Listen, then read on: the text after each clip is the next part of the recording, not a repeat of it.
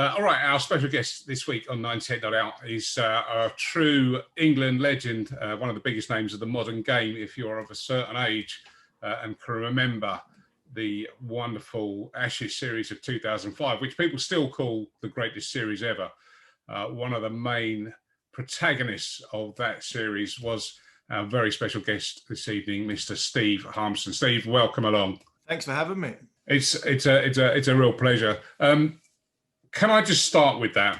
Because I've got nothing but incredible memories of that time. I was at Lord's that day. I've never been, I'm mad about my cricket. I've never been so excited, so pumped up for an England series as I was that time. And I can remember the atmosphere at Lord's was like nothing else that day. And then I think it was the first time they were allowing cameras in the long room, and it was beamed out to the ground, the pictures of the England team coming through, led by Varney. And that first day featured your bowling as much as anything else. Can you talk us through what it was like to be part of that? It was, the long room was a buzz of, it was just different noise that we normally have. Bear in mind, so it was been my fourth test in the long room. And normally when you sort of come down the stairs, you've got to move people out the way to get to the field. It's like you're just like, excuse me, pardon me, excuse me, sir, can I get to the field? I'm actually going to be playing in a second here. And that's what you do with the long room. It's such a ridiculously unique place where you have to ask people to move out the way of you getting onto the field of play in the cricket. And it's, the traditions that come with it. But this was totally different. It was roped off. It was heaving from the minute you went out for warm-ups. It was rammed, the long room. And the noise, the atmosphere, the buzz is like, we didn't recognize it because it's like, we're not used to like posh people cheering. Yeah, normally it's just like a different cheer, wasn't it? We weren't used to that. Normally you'd walk through them on the way to practice and they'll be like quizzically looking at you thinking, who's he? Who's he? Oh no, I've picked him again. And they did say that to me. Actually, somebody did actually have a go at me at one time when I came in with my bat saying, I can't believe they've picked you again. So yeah, it's a different place, the long room, but what an atmosphere that morning was, the buzz, the hype around it. It was, we come off the back of a one-day series that was like no other against Australia and Bangladesh. And we'd gone 18 months ready for this moment. This is our moment. You mentioned Michael leading us down. But we built that. We built that from the Caribbean in 2004 all the way through to not losing a test match throughout that whole summer, 7-0, seven test matches. We went to that South Africa, first team to win in Africa after apartheid, and then to come back, be ready for Bangladesh, and then obviously the big one. And we were ready for it. And, Michael leading us out, long rooms go mental, the whole, Lords is going mental, and we're there in the middle ready to go. There was that famous ball to Ricky Ponting, which kind of set the tone for the whole series. Just tell us, did you have that in the back of your mind to send that one down at him at some point? No, there's a lot made of that start, the 6 overs from my end, 6 overs from Matthew's end, and then when Freddie and Simon came on for like the next 2 or 3 overs, up until just after drinks, probably the first hour of that test match, there was a lot made of the aggression. But when you look at it, really, in the reality, the only thing I did was bowl bouncers. Simon Jones bowled at 90 odd mile an hour, and Freddie bowled at 90 mile an hour. We were aggressive bowlers. We were an aggressive team. It wasn't intentional that we were going to be in the face, and we weren't in the face. There's a lot made of, getting at Australia and being aggressive towards them. We were aggressive with the way we bowled, but not in anything sinister. I thought when you look back at it, you look at that first hour, your realization of Australia, I thought were more nervous than what we were. Were they thinking this is the first time in 20 years we could potentially lose the Ashes? Because Langer gets hit on the arm, second ball. I hit Matt Hayden within the first 3 overs, and then Huggy gets him out, and then Ponting gets hit on the head. Matthew Hayden never gets hit on the head in Test match cricket. I think Ricky Ponting's probably only been hit in the face or hit in the head twice in his whole career. of 160 odd test matches. And the ball to Langer was just his little tuck off the shot on the way he runs down to fine leg. That was his normally favourite shot. So I think that what happened in that first hour was Australia being more nervous than what we were. And then, we bowled them out for 190, and then we go and bat. And at the end of the day, a lot of people say, oh, you got 5 for 40, whatever, great to be on the honours board. And it was great until Glenn McGrath got the ball in his hand. Because by the end of the day, he had 5 for about 15 and made my 5 for 40 feel like about 5 for 150. So it was mixed emotions at the end of the day. We were back up against the wall, but right at the end of the day, we're seeing somebody come into the party, into English cricket, and announce himself, and that was Kevin Pietersen. And the way he batted and performed at Lords was just a little bit of a little shot across the bow to Australia to say, we've got somebody special here. How did he fit into as you say, that was kind of his arrival. He made his debut on the South Africa tour just prior to that. Did he sort of announce himself in the dressing room as kind of like, I'm Kevin Pietersen, here I am, or was he maybe a more humble type character back then? No, Kevin, there's a lot of negativity around Kevin. Kevin is there's a very good guy in Kevin Pietersen. Kevin's a nice guy. I've always getting on well with Kevin. Kevin came into the dressing room very respectful of the people he was coming into the dressing room to play with. I think if you got Kevin's respect, I think you were halfway there with him from a personal point of view. I thought if you treat Kevin the way he was meant to be treated, with respect, and you understood the other side of, let's not, sugarcoat it. Kevin Pietersen was born and raised in South Africa.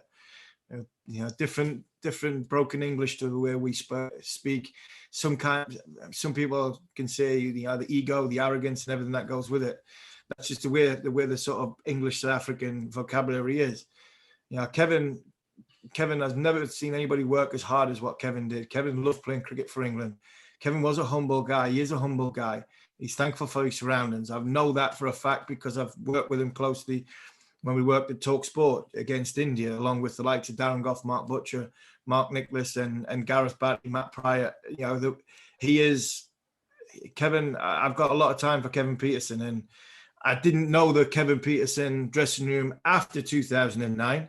And maybe there wasn't as respectful players come in when, the older generation had gone. But the people that played with Kevin when he first came in the dressing room, they got him, they understood him, and they knew what buttons to press to make sure they got the best out of him. And I think that was evident to see. But he announced himself, boy, did he. I was at the other end both times when he got 50. Just shows you how badly we batted. If Kevin batted at 5 and he got to 50 and number 10 was in. But I remember when he hit McGrath over his head into the long room, and we were looking for 2s every time he was on strike. And, you shout and run, and I'm going, well, I can't really say what I said because you're going to go live on radio. But I was like, nobody does this to Glenn McGrath.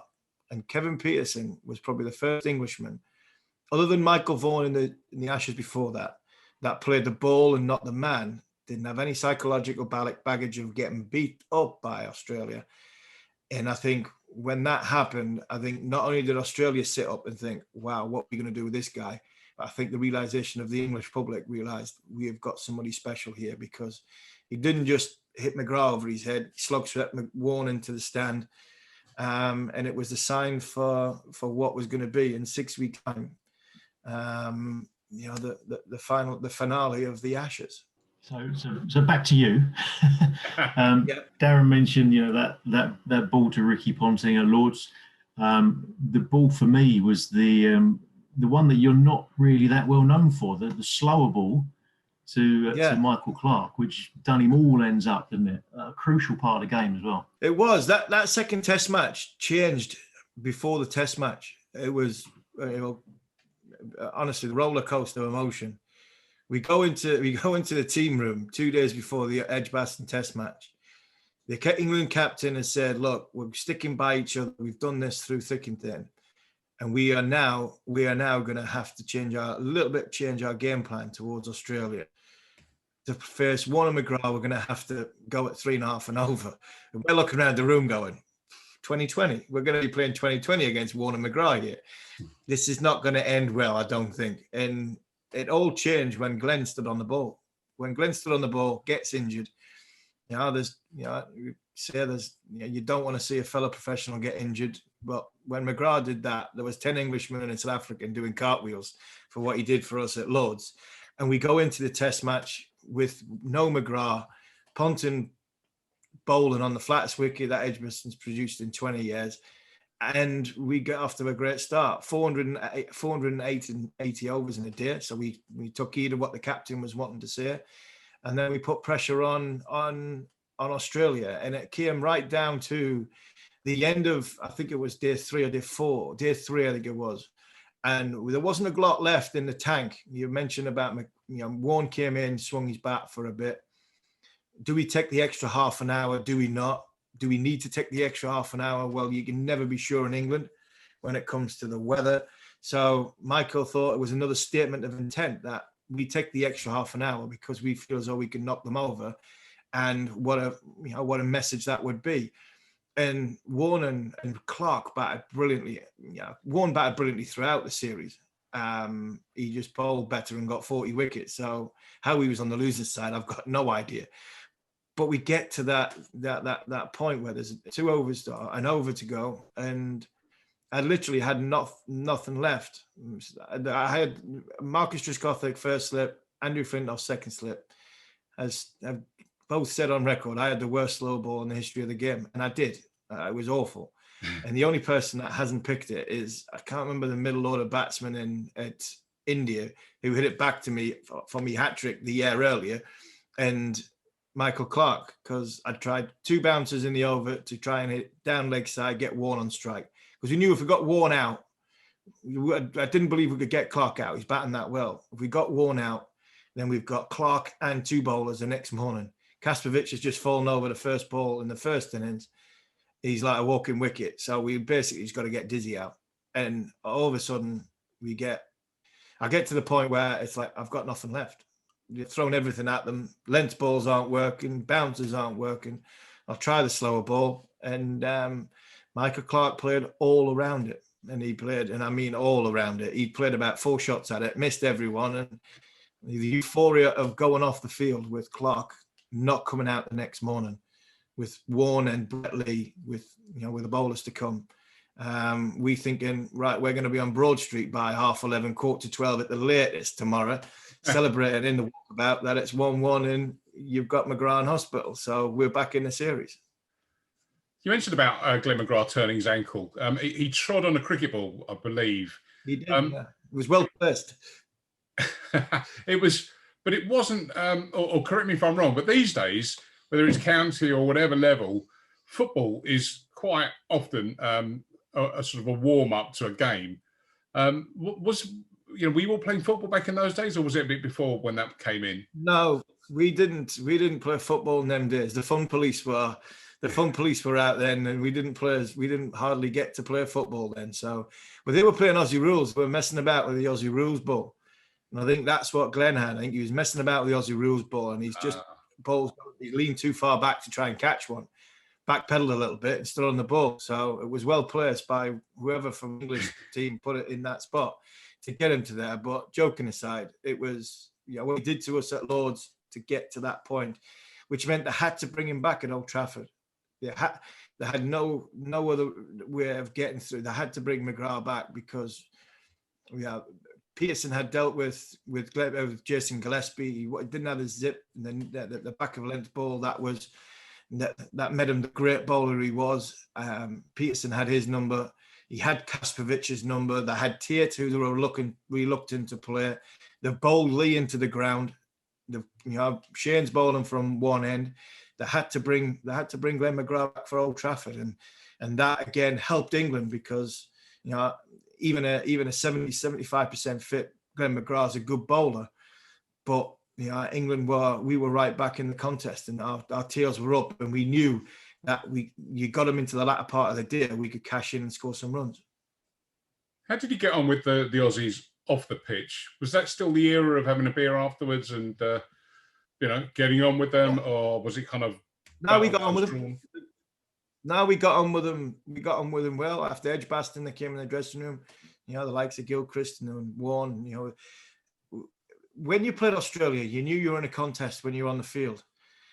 But you know, the names I mentioned before, all these players, they're good blokes. They're good blokes with the same thing in common, trying to do the best for their team. As soon as the white line's done, you come back in and you know you become just blokes again. And the good thing about that series, both teams were a decent set of blokes. There wasn't any real animosity. Somebody wasn't rubbing somebody else up the wrong way. I know Ricky's team got a lot of stick for being too matey with England.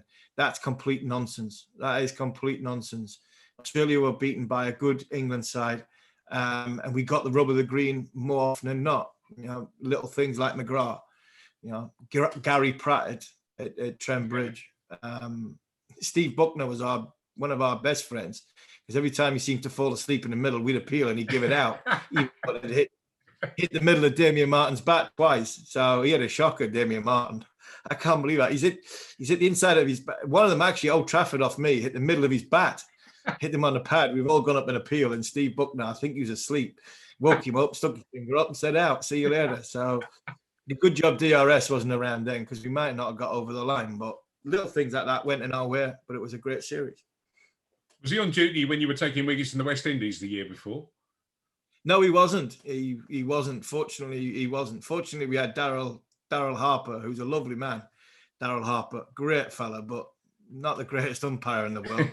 And he was a good friend of mine, to be fair, going in and around that series. Him and Darryl Hare later on, he warned me off in Antigua when Lara got 400. It's the only thing that Andrew Flintoff has never forgiven me for.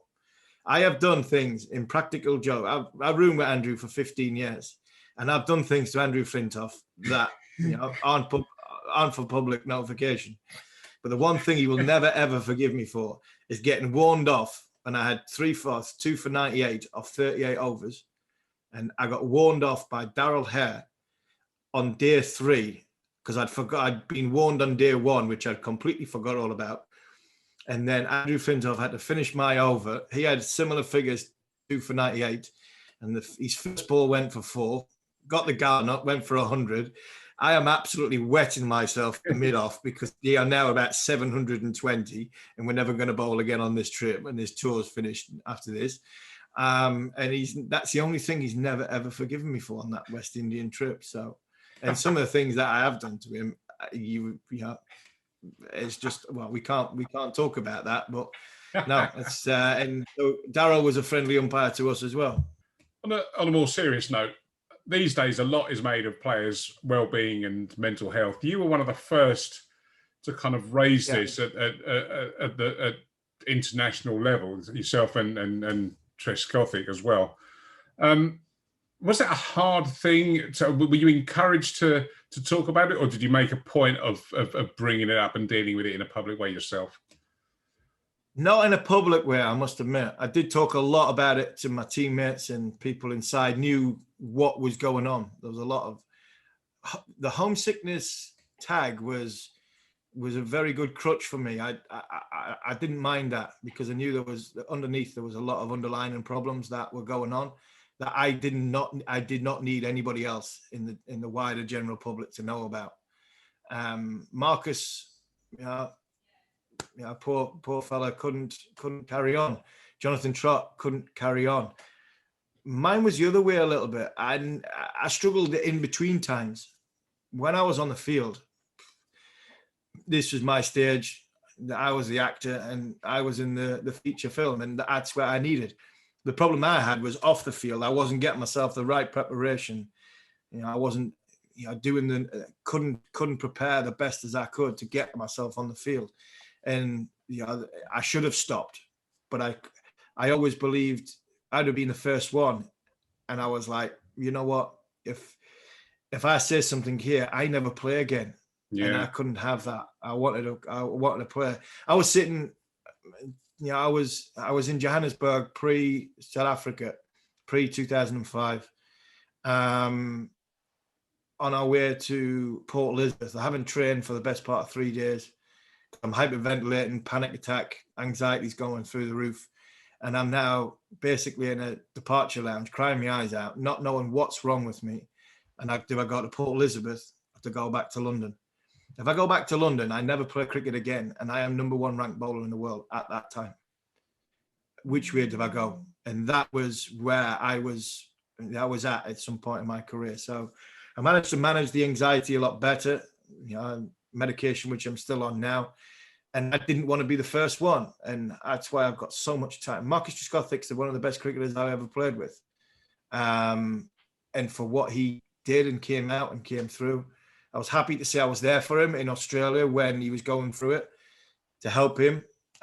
What small little help that I could possibly be, to basically sit there and say, Matt, I understand everything you're going through, with because he knew I knew what he was going through, and it wasn't just somebody putting their arm around the shoulders and saying, when you say, oh, I know what you're going through, when you got no idea. And the right thing was Marcus going home, and it was a difficult time. What we've got now, I understand rest and rotation policy. I'm not a big fan of it, in a way that I believe if you're getting rested and you're getting rotated, well, then you get them out of the bubble. And I know it's easier said than done, but if you're not going to play somebody, send them home, get them away from that, and get them to recharge their batteries before they actually go back in. But by not making them play and having them sit on the sideline and go through the whole, still in the environment, I still don't think you're getting the, I don't think that's helping either. So I don't think there's a right way. I don't think there's a wrong way. We are in the middle of coming at the end, hopefully, of a pandemic that we'll see a bit more flexibility, because that's what you have to do. The one thing I will say is, having had a daughter born on the 4th of December and in the middle of an Ashes trip, not being able to get home to see her, and I seen her for the first time on the 26th of February, when the players are saying they're going to go to the Ashes and they're not going to let the families go, I can understand them standing firm now and saying, well, no, I'm not prepared we're not prepared for this. So from a mental point of view, I think that something needs to dramatically change on that aspect, because if not, I'm not sure I'd go and play. On a lighter note, do you regret not pursuing your dream of being a professional footballer? No, there was never a chance of me being a professional footballer. I was somebody who could stop average players playing. I could kick anybody that moved at my pace. The problem was not many people did move at my pace. And then when I got 18, a realization of I could bowl faster than I can chase anybody in and around my age group, or even further down the field at a different age group or at adult level. Then my football dream was quickly closed the door. And the door was closed on it very, very quickly, and cricket became my natural avenue of employment. But I love the game of football, still do. I love the grassroots level of it. I couldn't bring myself to watch the Premier League.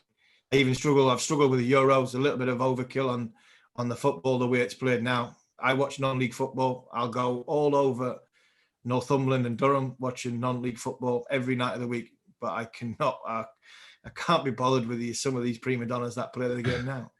Ashington's your team, isn't it? It is, yeah. I had a brief spell of managing it when 3-4 years ago, and there was a lot of politics involved with the chairman, and as we got our relationship got on, he's a good friend of mine, still is. But he climbed the chain of the Labour Party, he became the Labour Party chairman with Jeremy Corbyn, and there was things going on that I wasn't enjoying, and I decided that because of the relationship with the local government, the local council, and the football club, it was best me not to be there anymore. So I was devastated not to be there anymore, and I'd love to do something like that again if time was to, if I had time to do it. But they're doing all right. They're rebuilding. They're getting a bit like Durham, the old cricket team. They had a few money issues, but they've got themselves on a stable foot. They've got a good chairman, got a fantastic manager, good bunch of young lads, and fingers crossed that they'll do well again and start getting back to where they need to be. Now, coming right up to date, you are a bit of a media guru. You've got podcasts and you do your talk sport, like you said. And I've just noticed that you are now on Instagram as well, so you are properly down with the kids. Yeah, down with the kids, and it's because of me kids that I'm down with the kids, because they keep telling me I've got to get on it. Yeah. So I'm not a big social media fan. I don't need Michael Vaughan to tell us every time he's gone to the toilet. I'll hear pee every time he's shanked one into the woods. But look, it just seems to be the way the world's going. I'm doing this YouTube stuff with my good pal John Norman at Talksport from Talksport. We're having a laugh. We Butch on. We talked to Vaughan. Had a great chat with Vaughan about the Old Trafford Test match, and Butch about 2003. We've got a special one coming up next week, talking to Ian Bell about his Ashes exploits. Bear in mind, won it 5 times. So there's a lot to go about with Ian Bell talking about England beating Australia. But I love talking about the game, because when I came out of the game in 2013, I went into football because I hated cricket.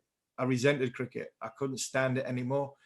And it took me a while to get my head back around that, why I was in the game, and I enjoyed it. And now, commentating on England is brilliant. It's fascinating, especially red and white ball contrast to where the sides are.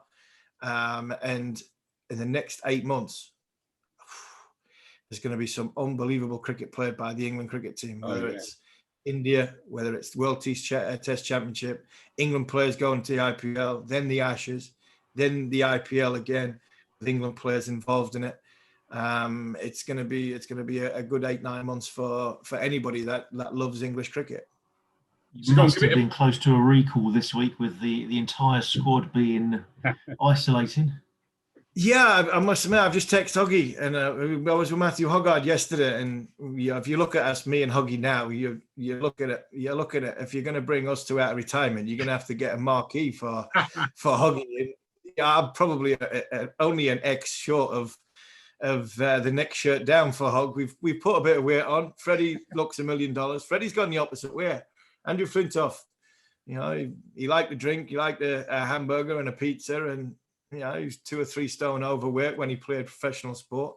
Now he's a TV star. He's 4 stone lighter. He doesn't drink, and he seems to be the model citizen. So the 4 stone that he's lost, me and Hoggard have definitely found it between us. I think he's got a little bit more than me with the venture that he's doing. He's doing Huggy's Grills, which I tell you what, it's brilliant. It's worth watching. It's worth getting. Even if you could get to up to Rutland Water, what a fantastic place that is. What he's got on there on the water teaches you how to cook your barbecued food. And if the proof's in the pudding, well, you look at Huggy, he's eaten quite a bit of it during lockdown. We did mention about being in coming back in the ODI squad, but if Broad and Anderson can't get, they were having a joke on social media. If them two can't get back in, I'm not sure. I think England might be down to their 25th or 26th 11 before me and Huggy get a recall on that one. So go on, give us. I'll put the links across the bottom of the screen. But what are the shows that we've got to look out for you on Talksport, etc.?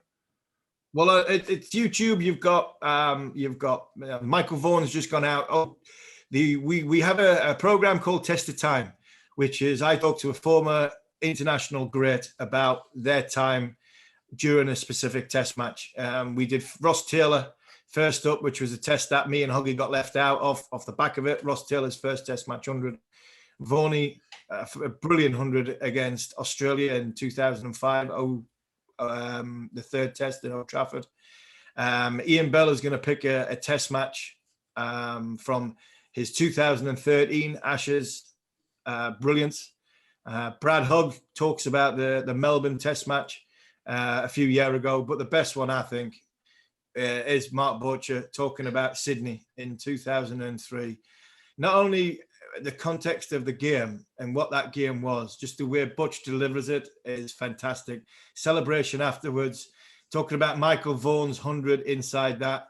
And then we go through the Andy Caddick getting 7 wickets and never playing for England again. But it was the game where Steve Waugh got 100 in that 2-session period when they thought that was going to be his last test match.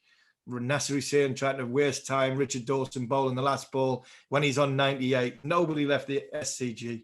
It was a magnificent test match, and Butch describes it unbelievably well. No, he's a good, he's a fantastic supporter of ours, and we thank him for all that he does with us. And as you say, always brilliant value, lots of amazing stories, and then he goes and pulls the guitar out and then takes it to another level. He does, yeah. I had a benefit year in 2013, and he came up and played on my golf day. And one of the bands I love Paul Rodgers. Paul Rodgers is one of my favorite.